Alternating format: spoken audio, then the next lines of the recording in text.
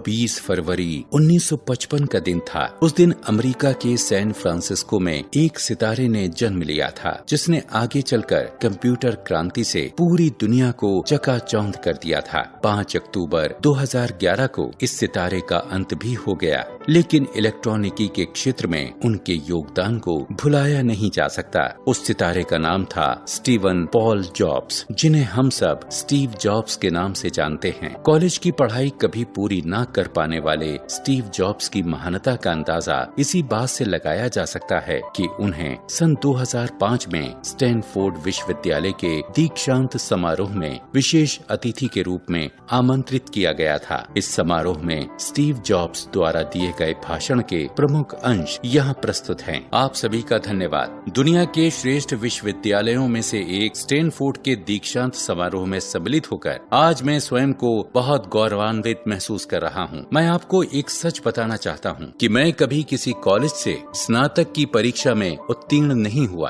और आज पहली बार किसी कॉलेज के दीक्षांत समारोह में भाग लेने का अवसर मिला है। इस अवसर पर मैं आपको अपने जीवन से जुड़ी 3 कहानियाँ सुनाना चाहूँगा। बस 3 कहानियाँ। मेरी पहली कहानी जीवन के प्रति मेरी सोच के बारे में है। रीड कॉलेज में प्रवेश लेने के 6 महीने के अंदर ही मैंने पढ़ाई छोड़ दी थी। कारण यह था कि 6 महीने बाद मुझे इस पढ़ाई का कोई महत्व समझ में नहीं आया। मुझे कुछ भी पता नहीं था कि मैं अपने जीवन में क्या करना चाहता हूँ और कॉलेज किस प्रकार से इसमें मेरी सहायता करेगा। इसके बावजूद मैं अपने माता पिता के जीवन भर की कमाई खर्च कर रहा था, इसलिए मैंने कॉलेज छोड़ने का निर्णय लिया। सोचा जो होगा अच्छा ही होगा। उस समय तो यह सब कुछ मेरे लिए काफी भयावह था, पर आज जब मैं पीछे मुड़कर देखता हूँ तो मुझे लगता है कि यह मेरी जिंदगी के सबसे अच्छे निर्णयों में से एक था। इसके लिए मैं एक उदाहरण देना चाहूँगा। उस समय रीड कॉलेज शायद दुनिया की सबसे अच्छी जगह थी जहाँ कैलीग्राफी सिखाई जाती। मैंने तय किया कि मैं भी कैलीग्राफी सीखूंगा। मैंने इसके बारे में सीखा, यह भी सीखा कि वर्णों के आकार और उनके संयोजन को अर्थात टाइपोग्राफी को किस प्रकार कलात्मक बनाया जा सकता है। उस समय जरा सी भी आशा नहीं थी कि मैं इन चीजों का उपयोग कभी अपने जीवन में करूंगा, लेकिन जब हम पहला मैकिन्टोश कंप्यूटर बना रहे थे तब मैंने इस टाइपोग्राफी को उसमें डिजाइन कर दिया और इस प्रकार हमारा कंप्यूटर खूबसूरत टाइपोग्राफी युक्त दुनिया का पहला कंप्यूटर बन गया। जरा सोचिए, मैंने कॉलेज नहीं छोड़ा होता तो क्या दुनिया के सामने अपना यह आविष्कार रख पाता? नहीं ना। आज जब मैं पीछे मुड़कर देखता हूँ तो सब कुछ बिल्कुल स्पष्ट नजर आता है। आप कभी भी भविष्य में झांककर कड़ियों को नहीं जोड़ सकते हैं। आप सिर्फ बीते समय के आधार पर इन कड़ियों को एक दूसरे से जोड़ सकते हैं। इसलिए आपको विश्वास रखना होगा कि अभी जो हो रहा है वह आगे चलकर किसी न किसी प्रकार आपके भविष्य से जुड़ जाएगा। आपको किसी न किसी चीज में विश्वास करना ही होगा, अपनी क्षमता पर, अपने भाग्य पर, अपनी जिंदगी या फिर अपने कर्म पर। मेरी दूसरी कहानी जीवन में कुछ पाने और खोने के बारे में है। मैं जिस चीज को चाहता था वह मुझे जल्दी ही मिल गई। मेरे मित्र वोज़नियाक और मैंने सन 1976 में अपने अभिभावक के गराज से एप्पल कंपनी की शुरुआत की थी। तब मैं लगभग 20 वर्ष का था। हमने बहुत मेहनत की और 10 वर्षों में एप्पल 2 लोगों से बढ़कर 4000 लोगों की कंपनी हो गई और इसकी पूंजी $2 बिलियन के करीब पहुंच गई। अब हमने एक ऐसे योग्य आदमी को रखने के बारे में सोचा जो हमारे साथ कंपनी को आगे बढ़ाए। इसके लिए पेप्सी कोला के विपणन विशेषज्ञ जॉन स्कली को एप्पल कंपनी का अध्यक्ष नियुक्त किया। पहले 1 वर्ष तक सब कुछ सामान्य रूप से चला, लेकिन इसके बाद कंपनी के भविष्य को लेकर हम दोनों में मतभेद होने लगे। हालात ऐसे बने कि मुझे एप्पल कंपनी छोड़नी पड़ी, जो मेरे पूरे जीवन का केंद्र और लक्ष्य थी। वह अब मेरे लिए समाप्त हो चुकी थी।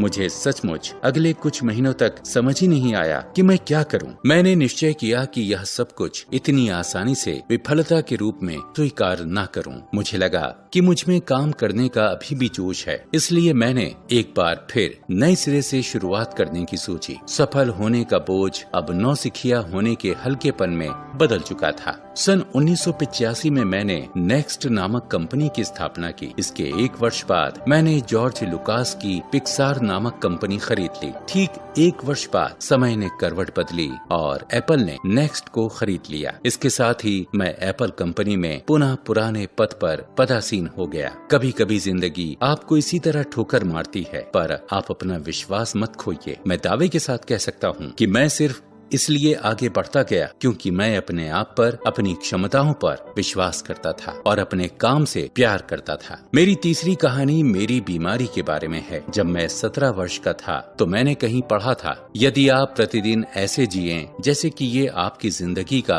आखिरी दिन हो, तो आप किसी न किसी दिन सही साबित हो जाएंगे। इसने मेरे मस्तिष्क पर एक छाप बना दी। इसके बाद मैं हर सुबह उठकर शीशे में अपना चेहरा देखता हूँ और स्वयं से प्रश्न पूछता हूँ, यदि यह मेरी जिंदगी का आखिरी दिन होता तो क्या मैं आज वह करता जो मैं करने वाला हूँ? और जब लगातार कई दिनों तक जवाब नहीं में होता है, तब मैं समझ जाता हूँ कि कुछ बदलने की जरूरत है। मुझे कैंसर हुआ, मेरी सर्जरी हुई और सौभाग्य से अब मैं ठीक हूँ। मौत को इतने करीब से मैंने इससे पहले कभी नहीं देखा। यह सब देखने के बाद मैं और भी विश्वास के साथ कह सकता हूँ कि मृत्यु अवश्यम भावी है। आज तक इससे कोई नहीं बचा है। यह अलग बात है कि कोई मरना नहीं चाहता, यहाँ तक कि जो लोग स्वर्ग जाना चाहते हैं वे भी नहीं। फिर भी मौत वह मंजिल है जहाँ हम सब पहुँचते हैं और ऐसा ही होना चाहिए, क्योंकि शायद मौत ही इस जिंदगी का सबसे बड़ा आविष्कार है। यह जिंदगी को बदलती है, हमारी सोच के ढंग में बदलाव लाती है। यह आभास दिलाती है कि आपका समय सीमित है,